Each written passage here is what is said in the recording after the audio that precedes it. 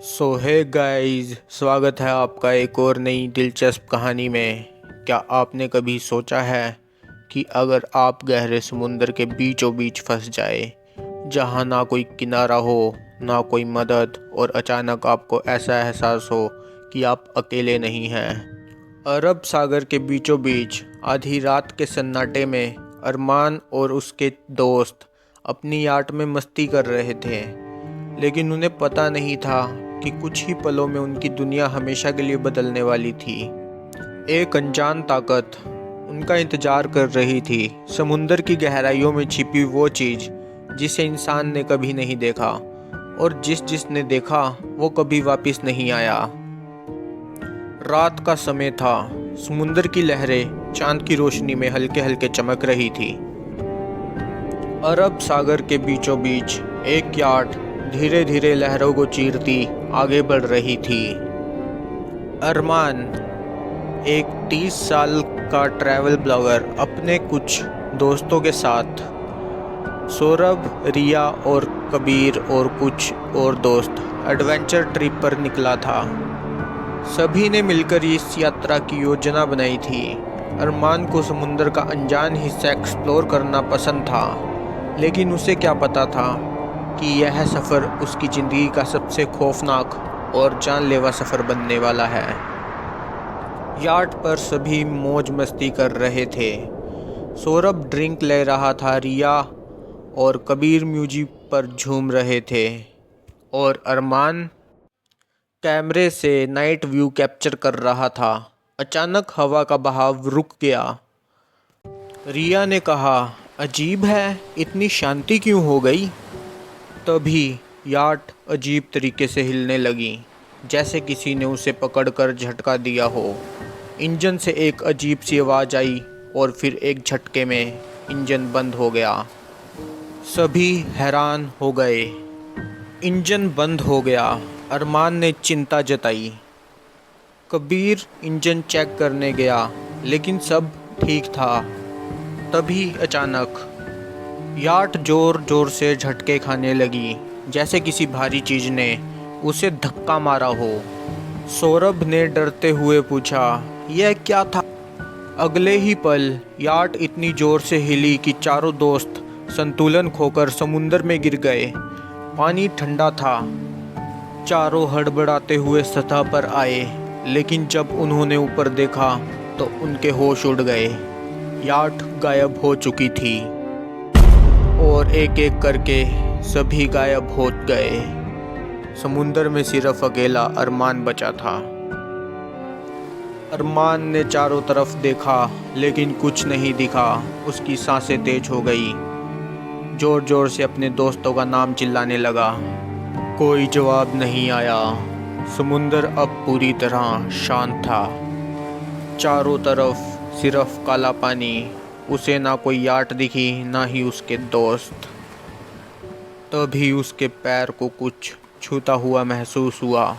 उसने तुरंत पैर ऊपर किया और नीचे देखने की कोशिश की, लेकिन गहराई में कुछ भी साफ नज़र नहीं आ रहा था। लेकिन फिर पानी में हलचल हुई।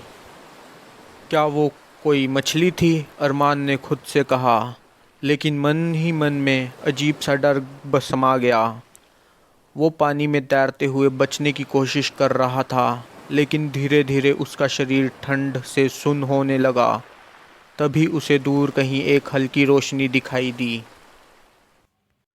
अरमान ने लकड़ी के तख्ते का सहारा लिया और धीरे धीरे टापू की ओर तैरने लगा, लेकिन तभी पानी में फिर से हलचल हुई। इस बार वो हलचल और तेज़ थी, जैसे कोई विशाल चीज़ उसके नीचे से गुजर रही हो। अगर मैं वहाँ तक पहुँच सका तो शायद मैं बच जाऊँ, उसने खुद को संभालते हुए कहा। अचानक कुछ बहुत तेज़ी से उसकी तरफ बढ़ा और उसके हाथ से लकड़ी छूट गई।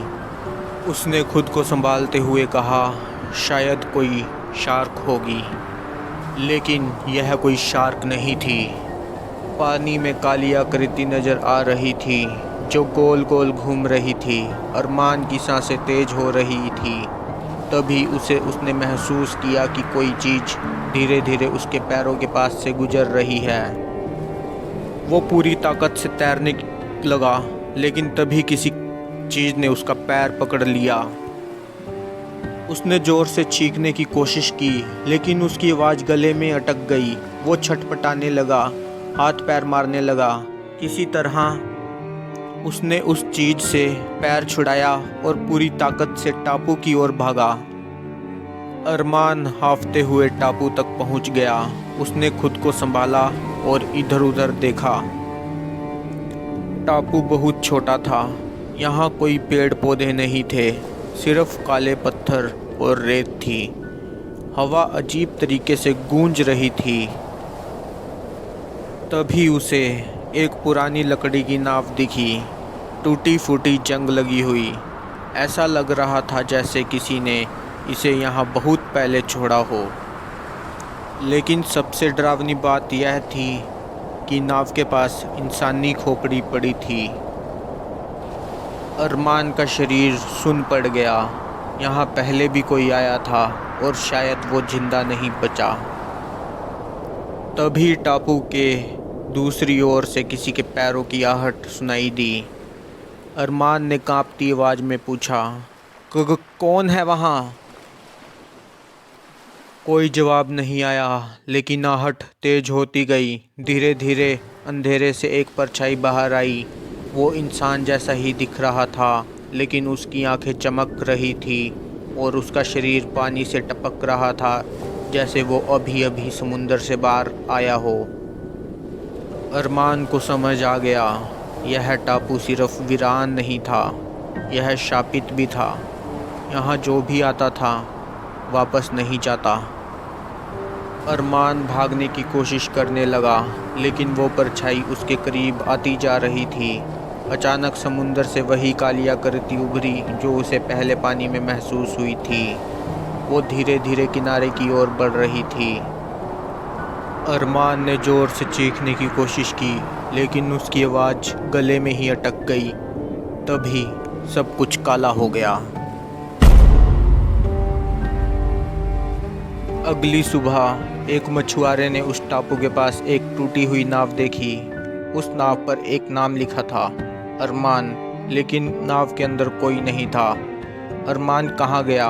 क्या वो समुंदर का शिकार बन गया या टापू की उस रहस्यमयी ताकत ने उसे निगल लिया? यह कोई नहीं जानता। अभी भी अरब सागर के उस हिस्से में मछुआरे जाने से डरते हैं। कहते हैं कि रात के अंधेरे में वहाँ किसी की चीखें सुनाई देती है। अगर आप कभी समुंदर के बीचों बीच फंस जाए और पानी के नीचे कोई हलचल महसूस हो तो पलटकर मत देखिएगा, क्योंकि जो गहराइयों में रहता है उसे इंसानों की तलाश हमेशा रहती है। अगर आपको ये कहानी पसंद आई तो कहानी को लाइक कीजिए, शेयर कीजिए और चैनल को सब्सक्राइब ज़रूर करें। मिलते हैं अगली और कहानी में।